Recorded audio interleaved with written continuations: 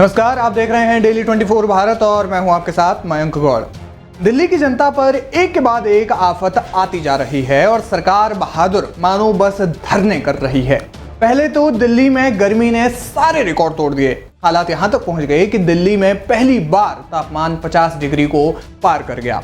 अब गर्मी के साथ दिल्ली की जनता प्यास से लड़ रही है। कई इलाकों में पानी की भारी कमी हो रही है। हालात ये हो गए थे कि दिल्ली में पानी की चोरी तक होने लगी थी। दिल्ली की जनता एक तो गर्मी से बेहाल थी तो दूसरी ओर पानी का संकट, और इस पानी के संकट से जूझने के लिए दिल्ली सरकार के काबिल मंत्रियों ने एक अचूक उपाय ढूंढा, आमरण अनशन और प्रदर्शन का। यानी सोचिए कि किसी देश में जंग छिड़ी हो और सेना के नेतृत्व करने वाले सेनापति ने कहा कि मैं जंग नहीं लड़ूंगा, अनशन करूंगा और फिर सब ठीक हो जाएगा। दिल्ली सरकार में मंत्री आतिशी ने 4 दिन तक भीषण गर्मी में अनशन भी किया और फिर तबीयत बिगड़ गई। खैर, मानसून आया और दिल्ली में बारिश हुई। गर्मी का कहर कम हुआ, लेकिन बारिश इतनी ज्यादा हुई कि दिल्ली में पिछले 30 सालों के सारे रिकॉर्ड टूट गए। हालांकि ये पहली ही बारिश थी, लेकिन सिर्फ पहली ही बारिश में दिल्ली का हाल बेहाल हो गया और सिर्फ एक ही बारिश से दिल्ली के कई इलाके जलमग्न हो गए।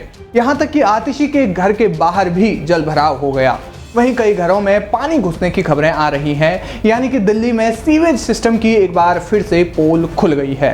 अब पहले तो पानी के लिए त्राहिमाम और अब पानी के ज्यादा होने से जनता परेशान है। मतलब हर हाल में जनता को परेशान होना ही है। चिंता की बात यह है कि दिल्ली में अभी ये मानसून की पहली ही बारिश है। आगे लगातार जब बरसात होगी तब दिल्ली में क्या हालात होंगे, ये चिंताजनक है।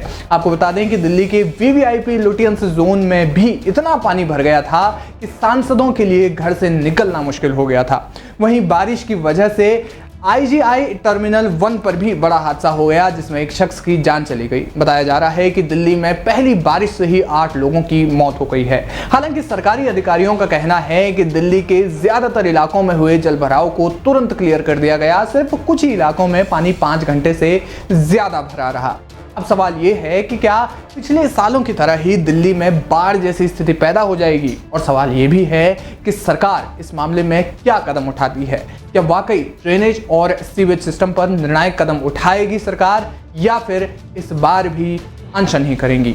देखना दिलचस्प होगा और क्या कुछ अपडेट इसमें होगा वो अपडेट हम आपको देते रहेंगे। तब तक के लिए आप बने रहिए हमारे साथ।